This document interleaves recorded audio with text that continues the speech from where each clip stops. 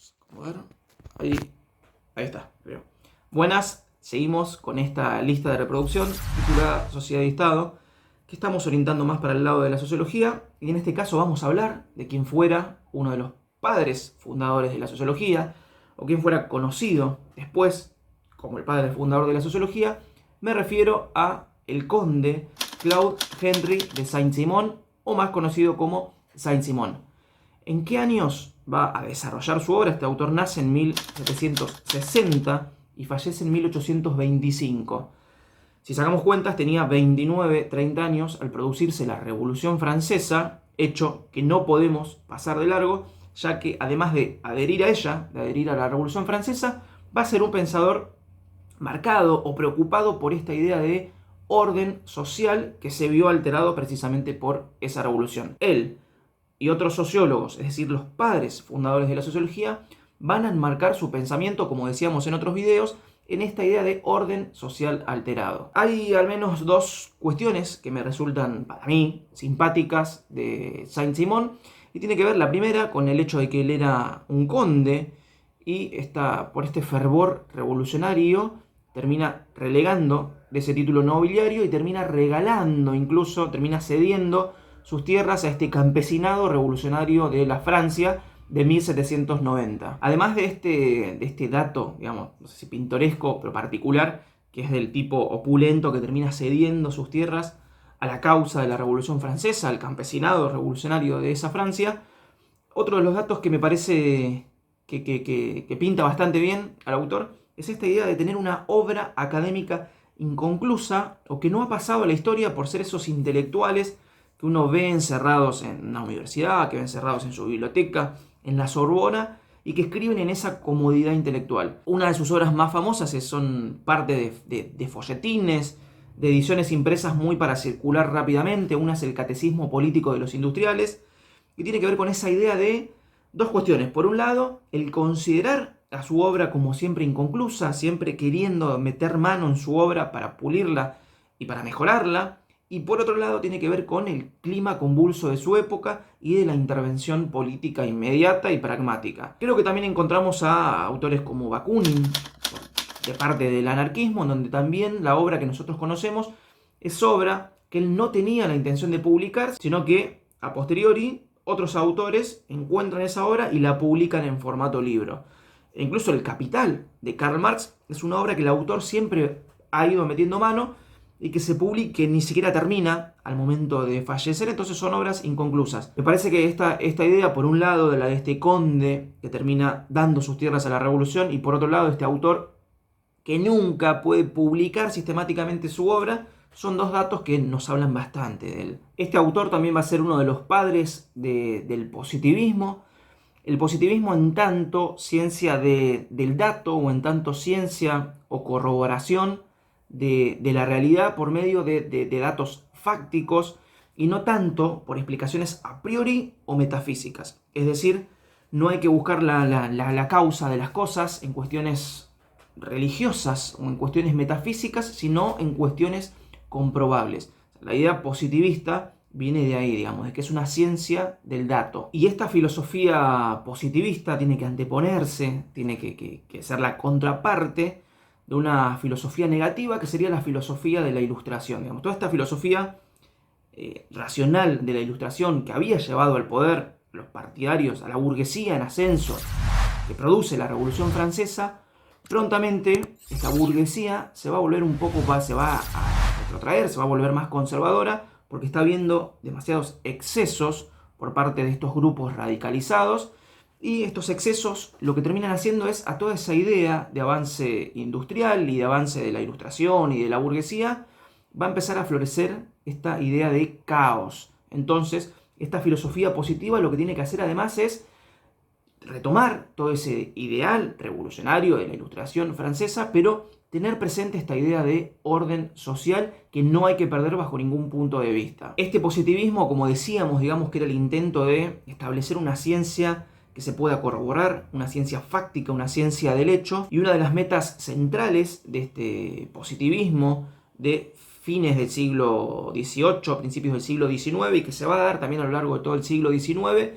es este intento de replicar el modelo de análisis y el modelo de experimento científico que se producen en las ciencias duras, en las ciencias naturales, llevarlo también a estas ciencias sociales,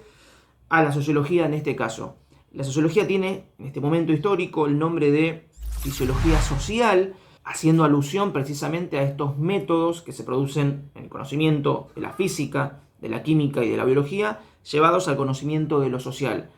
Esta primera etapa, Saint-Simon tiene una primera etapa que viene más del plano de la física, esta fisiología social, y después tenemos una segunda etapa que es más biologicista u organicista, en donde considera a la sociedad como un organismo vivo. E incluso en sus análisis de evolución de la sociedad va a ver él que hay una etapa donde se asiste a la niñez de esta humanidad, después asistimos a la adolescencia de la humanidad, que es la etapa en la que él está escribiendo, y él vaticina o supone que vamos en algún momento histórico a llegar a la adultez de la sociedad y de la humanidad. Y además esta metáfora, esta idea de tomar a la sociedad como un organismo vivo, la va a llevar, que son ideas que ya estaban incluso presentes en autores anteriores. Por ejemplo, en el Leviatán de Thomas Hobbes se hace alusión constantemente al Estado como un organismo vivo, y en este caso, en el caso de Saint-Simon, se vuelve a hacer alusión a esta idea de lo social como parte de un todo. Cada persona, cada elemento de esa sociedad cumple una parte para poder hacer posible el funcionamiento de ese todo social. Por eso son autores que van a estar pensando constantemente, como decíamos antes, en esta idea de orden social que se ve alterado por algo en particular, por la Revolución Francesa en este caso. Saint-Simon es conocido también como el padre del socialismo utópico, y cuando decimos socialismo no es el socialismo que entendemos por ejemplo, por Marx y Bakunin, el anarquismo y el comunismo, sino más bien es un socialismo que toma esa palabra, socialismo o social, por pensar esta dinámica del funcionamiento de lo social, y sí, digamos, piensan también en estas cuestiones que aquejan a las clases subalternas, pero no la piensa en términos de clase,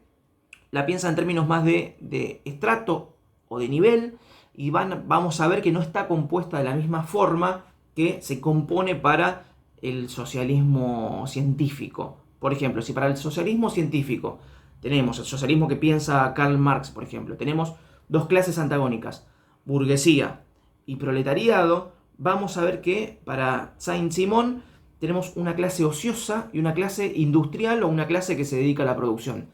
Dentro de esa clase que se dedica a la producción tenemos un Saint-Simon que engloba tanto a la burguesía como al proletariado. Él ve un cúmulo,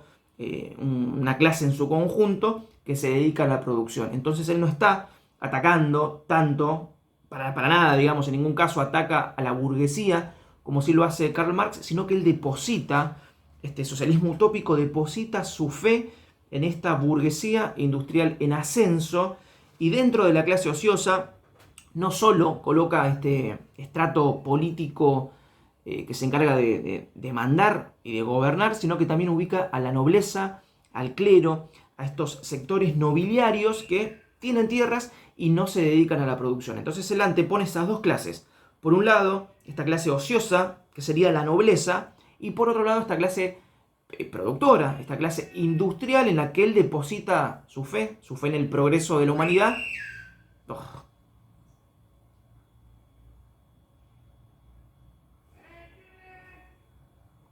Que él deposita su fe en el progreso de la humanidad, que es esta clase propietaria, pero de los medios de producción, es decir, esta clase industrial que con la Revolución Francesa llega al poder político, ya había obtenido el poder económico con la Revolución Industrial. Esa es una de las principales diferencias entre el socialismo utópico de Saint-Simon y el socialismo científico de Karl Marx. ¿Por qué estas diferencias en términos? Algunos autores dicen que es un nombre, una categorización colocada luego, años después, que sonaría un tanto despectivo para este socialismo utópico, que si bien tiene pretensión de venir o de tomar elementos de las ciencias duras y tener por ello cientificidad, recién se logra esta idea científica de explicar la plusvalía, de explicar la explotación, con este materialismo científico, recién en 1848, 1850, 1869, con la obra de Marx y de Engels. Y como también decíamos, que es un autor que está pensando la evolución de la sociedad, o mejor dicho, la evolución de la humanidad, en términos de etapas evolutivas, vamos a tener 3 etapas que en realidad las va a profundizar para términos analíticos, en términos científicos, en términos incluso pensados de la sociología, las va a pensar Auguste Comte, quien sería uno de sus principales discípulos y quien profundiza la obra de este autor. Y Comte, por lo general, es considerado sí ya el padre de la sociología, aunque nosotros también consignamos a Saint-Simon porque fue uno de los que da el puntapié inicial en muchas de las cuestiones que va a considerar después su discípulo. Por ejemplo, este autor, Saint-Simon, considera que hay 3 etapas. Una primera etapa que es la etapa teológica feudal, donde toda explicación de los eventos que se producen en la naturaleza son explicaciones del plano religioso, es decir, llueve o hay una tormenta o cae un rayo, porque así lo quiso Zeus en un primer momento, o luego será la voluntad de un Dios cristiano, católico. Esta es una primera etapa en donde la explicación de todo es una última explicación religiosa, teológica. En un segundo momento es la etapa en la que él asiste, es esa transición que se produce luego de la Revolución Francesa, y es este ascenso de explicaciones filosóficas o metafísicas. Y tenemos en un tercer momento, que es la etapa donde él cree que se va a asistir prontamente por esta idea de progreso en la razón, pero sobre todo progreso producto de esta Revolución Francesa que coloca a la burguesía, a esta clase industrial, en el poder, que es este último estadio positivo. En la primera etapa, en esta etapa religiosa, tenemos orden, es decir, hay un orden social, producto quizá de la coerción, pero hay un orden efectivo, y no hay un progreso. Tenemos 1000 años, por ejemplo, de la Edad Media, donde quizá el molino de agua es el único avance técnico. Tenemos una segunda etapa, que es la etapa de la Revolución Francesa, esta transición metafísica, en donde tenemos progreso, o se intenta tener progreso, pero evidentemente no hay orden. Y en este tercer momento histórico, en este tercer momento de la humanidad, tenemos orden y también deberíamos tener progreso. Es decir, esta etapa industrial, esta etapa de confianza en la burguesía, va a producir tanto el progreso como el orden. Y estas ideas de orden y progreso no son ya de Saint-Simon, sino del autor que le sigue, que vamos a hablar en el próximo video, de Auguste Comte. Así que sin más, si les sirvió, si les gustó, si tienen sus críticas, sus comentarios, los dejan abajo, manito arriba o manito abajo, y se suscriben al canal, que me ayudarían un montón, y nos vemos en la próxima. Muchas gracias.